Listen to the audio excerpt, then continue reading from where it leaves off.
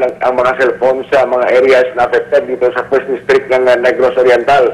But late midnight, medyo bumalik na ng paunti-unti yung signal ng mga cellphones. Kaso nga lang ang problema dito, walang kuryente, hindi makapag-charge.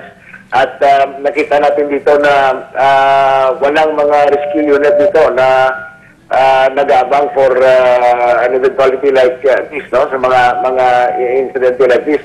So, yun ang naging problema dito at yung visibility ng ilang mga local government officials dito na pinaghahanap ng mga constituente nila kagabi during the time na nagpapanik ang mga tao doon sa mga pag-uuga na malalakas. Inulit yung last yung past 6 kagabi. So, dito sa Oriental, abnormal talaga ang sitwasyon ngayon mula Valle Hermoso hanggang dito sa bayan ng Tayasan sa Negros Oriental. So maya-maya lang, maaaring magkakuha na tayo ng latest update dito. Pahirapan talaga. Ang mga daan dito hindi madaanan, bitak-bitak yung mga tulay napuputol. Bumibigay yung approach ng mga tulay. So pahirapan talaga mag-travel dito. Pwedeng dumaan yung mga motorsiklo lang, pero may mga areas na hindi talaga pwedeng daanan dahil putol. Kailangan bang bumaba na sapa at tumawid ang motorsiklo doon. So mga 4 wheels na sasakyan, medyo mahirapang pumasok dito sa mga areas affected nitong lindol.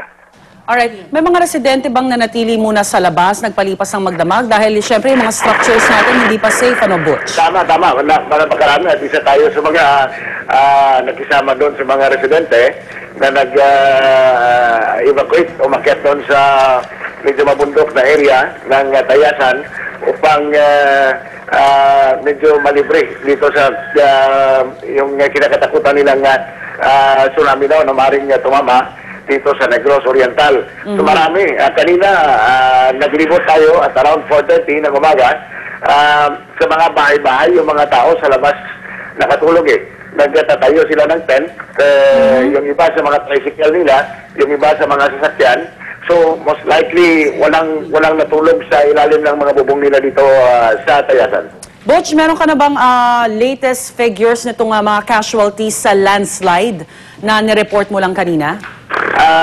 Yung latest natin sa landslide area lang sa bayan ng La Libertad, it's about 50. As of 2 a.m. kanina, about 50 ang accounted na casualties according sa report na nakuha natin, no?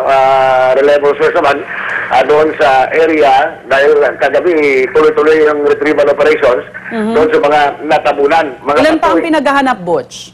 Yung mga pinaghahanap hindi pa ma-estimate. So ini-inventory pa ng mga local officials ng La Libertad kung ilan ba yung missing doon. So all in all, kahapon may pumasok na 11 yung namatay nung kadaganan din ng isang bumigay na paralan, school building dito sa may La Libertad at saka sa area ng Girongan. Yun nga, Butch, ano bang klaseng area yung pinangyarihan ng landslide?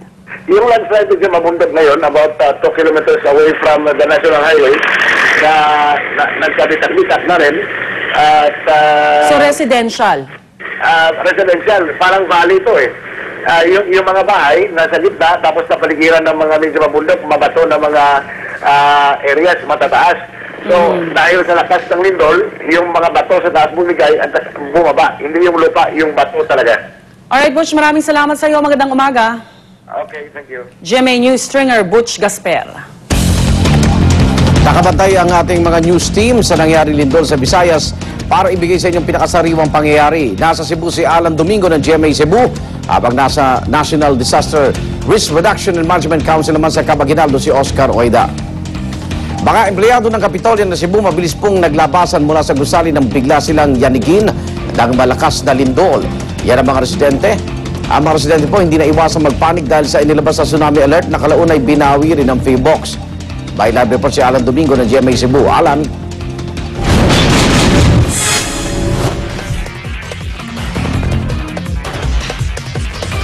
Okay, babalikan po natin si Alan Domingo ng GMA Cebu. Alamin muna natin ang pinakahuling balitang natanggap ng NDRRMC. May live report si Oscar Oida. Oscar. Yes, Igan, kaugnay nga nung nangyari 6.9 magnitude na lindol sa may Negros Oriental kahapon. Sa pinakahuling talaan ng NDRRMC, umabot na sa 15 ang naitatalang nasawi. Karamihan dito, Igan, ay napaulat na nadaganan ng mga gumuhong pader dito sa may Tayasan at Gihulngan. Samantala, yung talaan na mga nasaktan ay umabot na sa 52, kung saan 12 dito ay nanatiling unidentified base na rin sa initial na report ng NDRRMC. Ang talaan naman ng mga nawawala ay umabot na sa 29. Ito yung unang natala na na-identify na ng mga otoridad.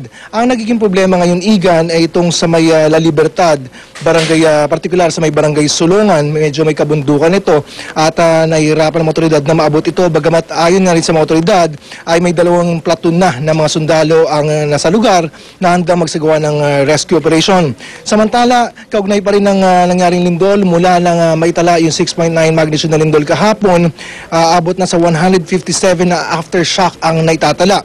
At ito raw ang naging dahilan kung bakit lumala ang sitwasyon sa aabot sa 8 tulay mula Dumaguete hanggang Gihulngan. Dahilan daw para ma-isolate ang ilang mga lugar. Hindi na kasi ito nadadaanan ng mga motor na sasakyan. At bagamat ayon sa NDRRMC ay mga tropang sundalo ay patuloy na naglalakad papunta sa mga lugar para nga maabot itong mga nahiwalay na lugar. Kinumpirma naman ng NDRRMC na ngayong araw may 4 na helicopter sila mga gamit para nga maabot ang mga isolated na lugar. Sa mga paulat naman na suspensyon ng klase, Igan, sa may Negros Oriental, suspendido pa rin ang klase, habang ilang mga paaralan naman ang sinuspindi sa may Cebu City at Iloilo City. Sa kabuuan, Igan, ayon sa NDRRMC ay may sapat daw na kakayanan at pasilidad ang NDRRMC para magsagawa ng karagdagang aksyon. Igan? Maraming salamat, Oscar Oida. Balikan naman natin si Alan Domingo ng GMA Cebu. Alan, kamusta kayo dyan? Yes, Igan, bakas pa rin sa ating mga kababayan ang matinding takot at pagamba sa 6.9 magnitude na lindol na yumanig sa Kabisayaan kahapon.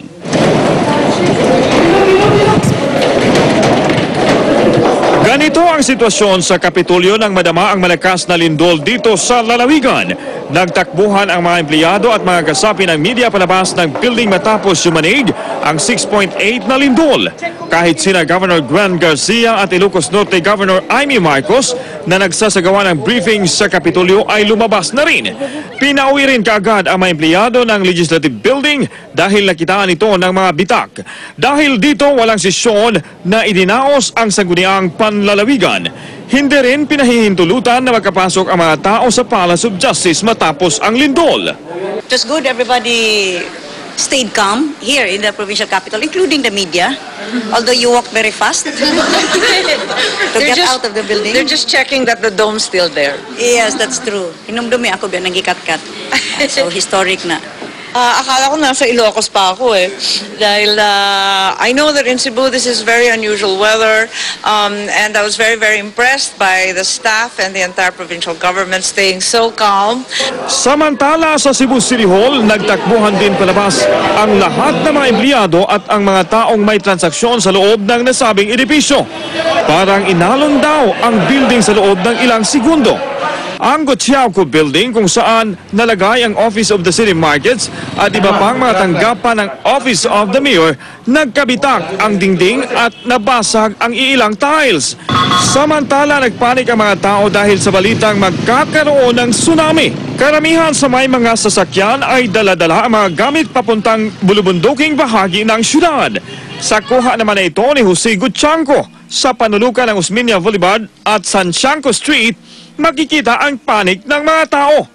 Nagpanik din ang mga taga-barangay Tipadilla sa Cebu City matapos ang lindol. Kuha naman ito ni Katrina Cho.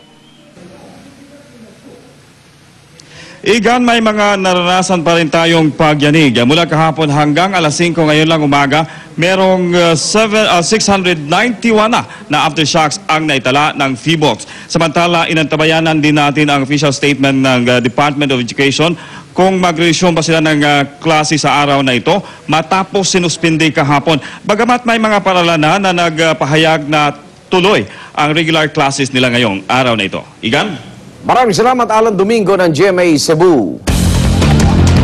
Alamin po natin ang pangkalatang sitwasyon ngayon sa Negros Oriental mula kay Governor Roel Degamo. Good morning po, Governor Degamo. Good morning po, Rhea. Good morning po sa nanonood ngayon. Gov, ano na po ang latest casualty count natin? Ilan na po ang kumpirmadong patay, sugatan at nawawala? As of last night, around 8 o'clock in the evening last night, ang naitala na report sa akin galing sa Provincial Disaster Risk Reduction Management Council natin at sa OCD, mayroon ng 13 dead,